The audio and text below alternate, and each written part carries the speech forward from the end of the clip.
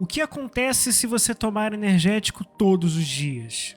Quantas latinhas de energético você pode tomar por dia? Os energéticos realmente melhoram ou não melhoram o seu desempenho em algum exercício? Será que tomar energético é realmente seguro? Pode ou não pode consumir à noite? Será que ele realmente atrapalha o seu sono? Energéticos com ou sem açúcar? Qual será a melhor versão? E esse é um tema que realmente chama atenção, né? Mas nesse vídeo eu vou tentar deixar as coisas mais claras e mais fáceis de vocês entenderem e tentar responder todas essas perguntas. Meu nome é Fabrício, eu sou nutricionista pós-graduado em nutrição esportiva e hoje a gente vai bater um pequeno papo sobre os energéticos. E só a título de curiosidade, o primeiro energético da história moderna foi criado no Japão, no ano de 1962, com o nome de Lipovitan D. A bebida foi criada pela empresa japonesa Taisho Pharmaceutical. E a bebida tinha como objetivo ajudar trabalhadores japoneses, especialmente os operários, a combater a fadiga. Alguns anos à frente, Dietrich Mateschitz, em 1987, na Áustria, lançou a bebida Red Bull, inspirado diretamente em energéticos asiáticos, como o próprio Lipovitan.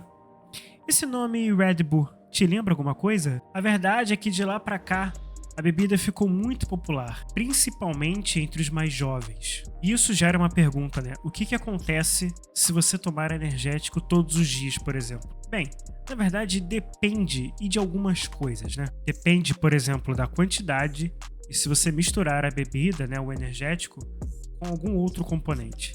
Mas a gente vai falar isso mais pra frente. Eu vou citar dois casos de pessoas que tiveram problemas de saúde com o consumo de energéticos. Bem, a primeira foi a Anaïs Fournier, em 2011, uma adolescente de 14 anos que consumiu 2 latas grandes de energético em 24 horas.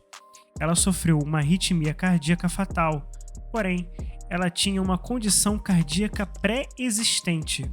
O caso gerou processo contra a empresa Monster. Uma observação importante é que ela havia uma predisposição cardíaca. O segundo caso é de Austin Crane, em 2015, um jovem de 16 anos que consumiu vários energéticos antes de praticar esporte. Ele também sofreu uma parada cardíaca súbita e sobreviveu após reanimação. Os médicos associaram o alto consumo de cafeína. Na verdade é que em muitos casos, o consumo de energético que levou a algum tipo de problema de saúde, geralmente o consumo ultrapassou 400 mg de cafeína por dia, que é a recomendação. Esse consumo de energético foi associado principalmente com o álcool e o indivíduo geralmente estava desidratado. Todos esses fatores podem desencadear um problema de saúde quando uma pessoa consome o energético, ou no caso exagera, né, o consumo de energético. No geral, o consumo de energéticos é seguro, né? É claro que a gente não recomenda que esse uso de energético seja associado com álcool, mas é o que geralmente não acontece. Mas se a gente for falar exatamente do energético em si, o seu consumo é seguro. Mas tem outras perguntas que a gente também precisa responder nesse vídeo, como por exemplo, quantas latinhas em média uma pessoa pode tomar de energético e ser considerado seguro para a saúde? Bem, e isso depende. Para saber exatamente quantas latas você pode tomar, você precisa ficar atento no quanto de cafeína você consome ao longo do dia ou antes de tomar o energético. Isso porque uma lata de energético em média tem 150 mg de cafeína. O recomendado de cafeína em média por dia é de 400 mg. E isso é igual a 4 ou 6 xícaras de café por dia. Então, se você não toma café ou outra bebida que tenha cafeína, tomar apenas o energético, né? Se você for fazer o uso apenas do energético, poderíamos dizer que até umas 3 latas pode ser considerado seguro. Então, teoricamente, você poderia consumir 3 latas de energético ali e ser uma quantidade segura.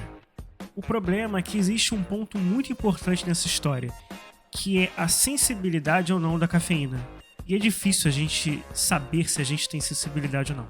Então, se você for uma pessoa mais sensível, talvez essas 3 latas não seja o ideal. Então, essa quantidade possa ser um pouco acima. Mas se você for uma pessoa que identifica que tem uma sensibilidade à cafeína, exagerar no energético pode não ser uma boa ideia. Nesse caso, a ingestão diária de cafeína deve ficar abaixo de 3 miligramas por quilo de peso.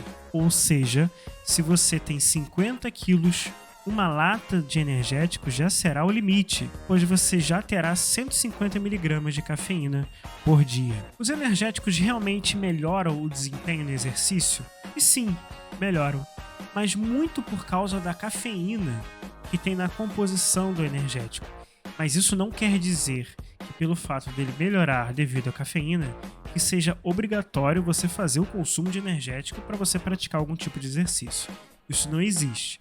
Em um caso ou outro, em um momento ou outro, que talvez você possa utilizar o energético como um tipo de combustível, algo a mais ali, ok.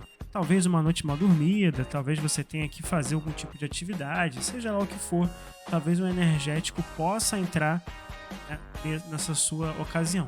Mas no geral, tomar energético não é obrigatório para você desempenhar algum tipo de exercício ou atividade. Outro ponto é o sono. Será que o consumo de energético atrapalha ou não atrapalha o sono? E na verdade atrapalha, né? Isso porque, mais uma vez, por causa da cafeína. Então a cafeína presente ali no energético pode atrapalhar o seu sono. Claro que isso não é uma regra. Tem pessoas que são mais sensíveis, outras são menos sensíveis.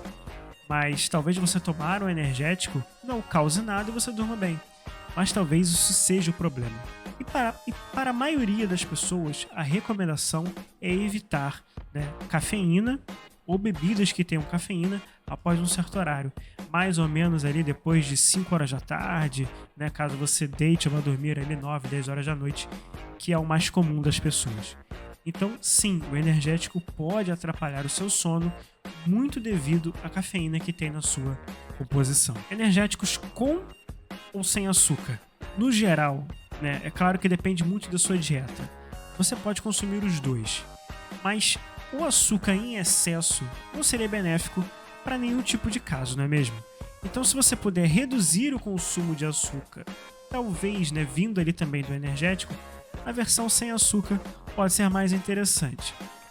Não vai ter a questão do açúcar, vai ter menos calorias, então, no geral, pode ser uma boa recomendação você utilizar o energético sem açúcar. Mas se você faz uso com açúcar e tem uma dieta equilibrada, tem uma boa alimentação, pratica atividade física, pode não ser o problema. É claro que eu acredito que reduzir a quantidade de açúcar no nosso dia a dia sempre é mais benéfico. Então eu recomendaria a versão sem açúcar para a maioria dos casos. Eu sei que tem uma galera que vai malhar à noite e geralmente utiliza ali o energético para dar aquele gás a mais ali no treinamento noturno, Mas talvez não seja o seu caso, talvez você só tome energético porque você gosta, talvez no final de semana, ou então em algum evento. Enfim, não sei se você sabia de todas essas informações, espero ter agregado alguma coisa aí no seu conhecimento sobre esse assunto. Se ficou alguma dúvida, deixa aqui nos comentários e deixa o like no vídeo, isso é importante. Faz com que esse vídeo chegue para mais pessoas que precisem, talvez, dessa informação. E claro, podendo, se inscreva no canal, não custa nada, você não vai pagar, se inscrever no canal. É isso, um forte abraço a todos e até a próxima.